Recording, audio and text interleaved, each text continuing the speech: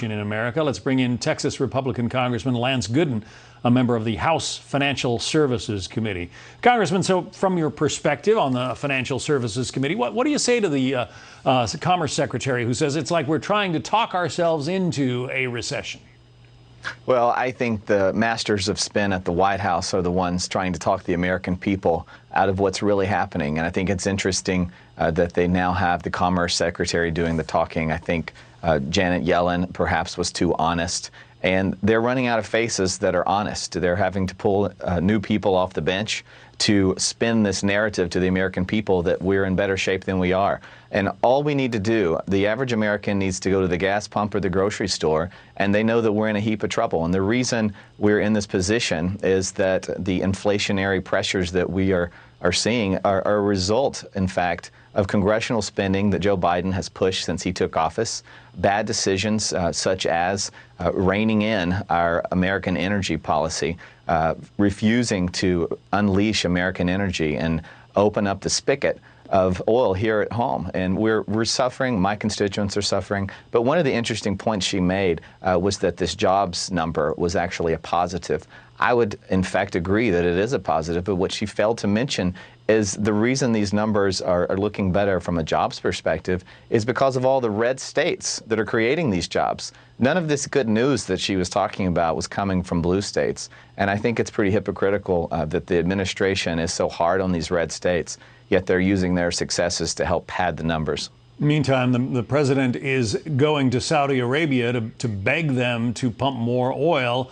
All the while, he's been tapping the Strategic Petroleum Reserve in this country, which is supposed to be saved for a rainy day, trying to drive down oil prices. But lo and behold, it turns out that 5 million barrels of that oil was shipped to other countries, including almost 1 million that went to China, to a company controlled by the Chinese Communist Party, a company that also has ties to Hunter Biden. Ro Khanna, the Democratic congressman from California, mentioned that. Here's him along with Governor Greg Abbott.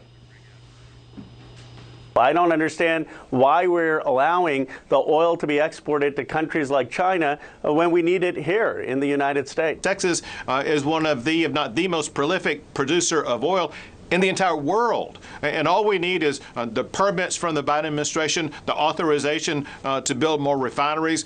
We could be producing the gasoline that would lower price at the pump if the Biden administration would unleash the American oil and gas ingenuity.